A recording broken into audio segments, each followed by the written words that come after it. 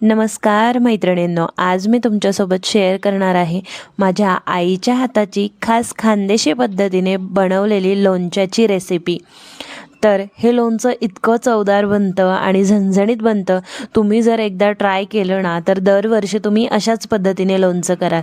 सगळ्यात महत्त्वाचं म्हणजे लोणचं योग्य पद्धतीने बनवलं की ते वर्षभर न खराब होता टिकते। त्यामुळे हे लोणचं वर्षभर खराब होणार नाही याची मी तुम्हाला खात्री देते आणि त्यासाठी आपण काही टिप्स देखील फॉलो केलेल्या आहेत। त्या कुठल्या मी ते या व्हिडिओमध्ये सांगणार आहे, त्यामुळे व्हिडिओ शेवटपर्यंत बघायला विसरू नका।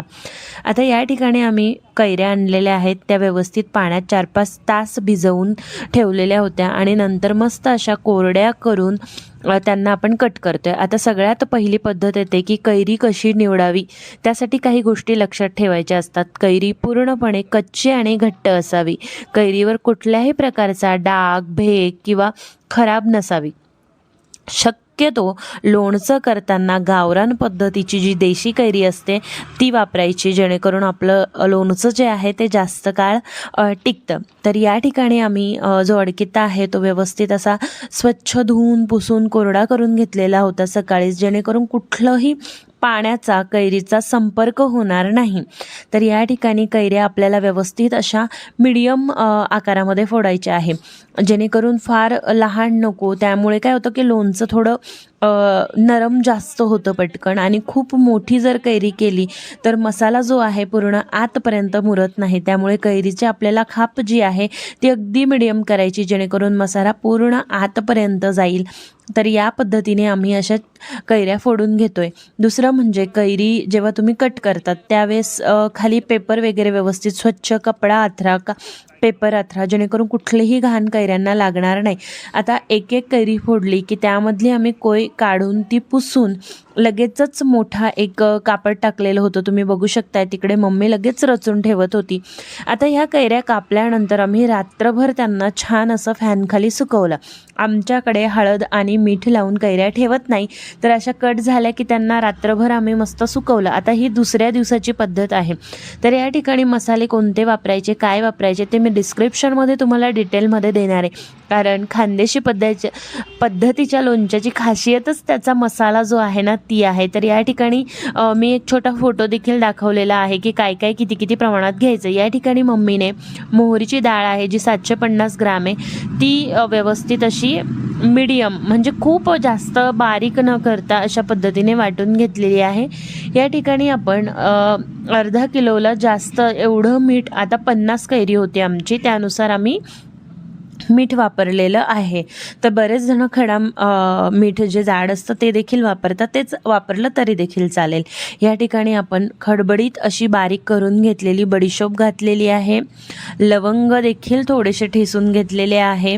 त्यानंतर काळी मिरी जी असते ना तिला देखील आम्ही थोडंसं खरखरीत असं ठेचून घेतलेलं आहे।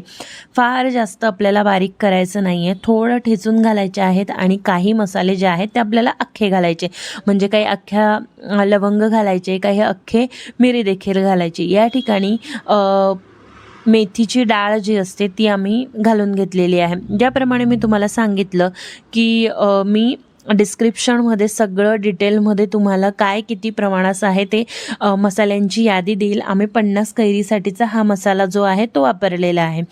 तर या ठिकाणी हिंग देखील यामध्ये घातला। आता हिंगाचे मोठे खडे येतात ते देखील आम्ही ठेचून घातलेले आहेत। सो लोणचं करताना ते वर्षभर खराब नाही हो, तर पहिली स्टेप तर मी सांगितली की आपल्याला कैरी चांगली घ्यायची आहे, जेणेकरून कैरीमध्ये घट्ट कैरी असेल, व्यवस्थित न पिकलेली कैरी असेल तर ते लोणचं अजून जास्त टिकतं। तर या ठिकाणी आता तेल घेतलेलं आहे। आता तेल आम्ही पहिल्यांदा 3 किलो तेल जे होतं ना तर ते गरम केलेलं आहे। आता तेल जसं लागेल तसं आपण घालायचं आहे।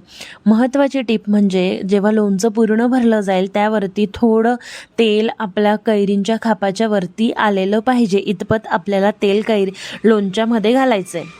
तर हे तेल गरम फार खूप कडकडीत नाही गरम करायचं आहे. म्हणजे तुम्ही बघू शकताय लवंग अशा पद्धतीने, म्हणजे एक व्यवस्थित थोडं गरम होईल आपला जो पदार्थ आपण टाकतोय तो, इतपत याला आपल्याला गरम करून घ्यायचे. जे अख्खे लवंग आपण घालणार आहेत तर ते आपल्याला थोडेसे असे तळून घ्यायचे. तळून म्हणजे अगदी त्यांना काळं करायचं नाही आहे, असे वाटीमध्ये सेपरेट घ्यायचं आहे. थोडंसं एखादं मिनटं त्याला ठेवायचं आहे. छान अशा पद्धतीने ते वरती आले, त्यांचा रंग तुम्ही बघू शकता काळसर झालेला नाही आहे. अशा पद्धतीने तळून झालं की त्याला आपण जो खाली पहिले इन्ग्रेडियंट टाकून घेतलेले आहे त्यावरती हे तेल टाकायचं आहे. तर असं पसरवून हे आपण का टाकलेले, ज्यावेळेस आपण यावर गरम तेल टाकतो तर स्पेसिफिक तो एकाच पदार्थात वरती न पडता सगळ्यांवरती ते तेल पडतं आणि ते व्यवस्थित असं सगळे पदार्थ जे आहेत ते भाजले जातात, भाजले किंवा तळले जातात असं म्हणू शकता. तेल टाकल्यानंतर तुम्ही बघू शकताय तेल इतपत गरम आहे की थोडंसं त्यामधून बबल्स येत आहेत. तर अशा पद्धतीने तयार जे गरम तेल आहे ते आपण सगळ्या मसाल्यावरती घालून घेणार आहोत. लोणचं हे आहे ना तर प्रत्येक भागामध्ये वेगळं वेगळं केलं जातं आणि प्रत्येक भागातलं लोणचं छानच असतं. पण माझं आवडतं लोणचं आमचं खानदेशी लोणचं आहे. सो या ठिकाणी हे थोडं थोडं तेल टाकायचं आहे, आपल्याला मिक्स पण करत चालायचं आहे, जेणेकरून खाली आपण हिंग वगैरे होता तर तो तसा राहणार नाही बाबा बिना तळता. तर तशा पद्धतीने आपल्याला तेल टाकायचं आहे. त्यानंतर आम्ही इथे काळी मिरी राहून गेली होती तळायची, तर ती पण तळून घेतली होती. आणि हे असं झाल्यानंतर गरम तेल आपलं टाकून झाल्यानंतर याला साधारण ते 15 ते 20 मिनटं तुम्हाला नॉर्मल टेम्परेचरला येऊ देपर्यंत राहू द्यायचं आहे. आणि त्याच नंतर यामध्ये आपल्याला लाल मिरची घालून घ्यायची आहे. तर ही लाल मिरची जाडसर अशी दळलेली असते, स्पेसिफिक लोणच्यासाठीची ही दळून मिळते. तर अशा पद्धतीने आम्ही ही जाडसर तळलेली मिरची बारीक केलेली मिरची घातलेली आहे.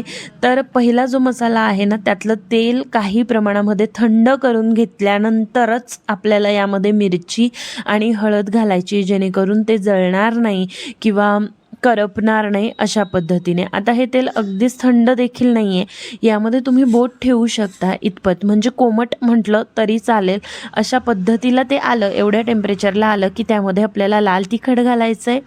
तर इथं थोडं आम्हाला तेल कमी वाटलं म्हणून आम्ही वरून पुन्हा जे गरम केलेल्या तेलातलंच थोडं उरलेलं तेल होतं तर ते या ठिकाणी आम्ही घालून घेतलं आहे. हे सगळं मिक्स झाल्यानंतर यामध्ये हळद घालून घेतलेली आहे. तर हळद आणि मिरची आपली व्यवस्थित मिक्स करून झाली की हा मसाला आपला रेडी होतो आणि याला तुम्ही साधारण पूर्णपणे थंड होऊ द्यायचं आहे आणि त्याच नंतर लोणचं भरायचं आहे.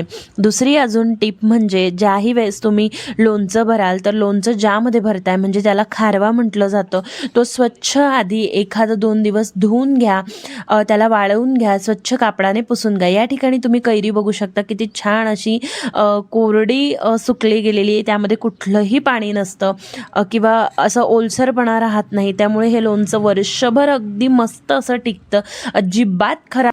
लोणच्याच्या बरणीचं झाकण आपल्याला घट्ट ठेवायचं आहे. पहिल्या 7-8 दिवसातून एकदा लोणचं ढवळायचं पण आहे. म्हणजे लोणच्याच्या वरती तेलाचा थर इतपत येईल एवढं तेल आपल्याला घालायचं आहे. या ठिकाणी हा मसाला पूर्णपणे थंड झाल्यानंतरच आपल्याला लोणचं भरायचं आहे. तर अशा पद्धतीने व्यवस्थित हे मिक्स करून घ्यायचं आहे. तर कसा वाटला आजचा व्हिडिओ आणि कसं वाटलं आमचं खानदेशी पद्धतीचं लोणचं, तुम्ही कशा पद्धतीने लोणचं करता ते देखील मला कमेंट करा. आवडलं असेल तर एक लाईक, शेअर आणि सबस्क्राईब करायला मात्र तेवढं विसरू नका. सो दिसायला हे इतकं छान दिसतं ना की लगेचच तोंडात टाकावं असं वाटतं, पण ते मुरू दिल्यानंतर अजून छान दिसतं. सो या ठिकाणी छोट्या छोट्या टिप्स आपल्याला वापरायच्या आहेत. तर धन्यवाद, भेटूया लवकरच पुढच्या व्हिडिओमध्ये. Bye bye.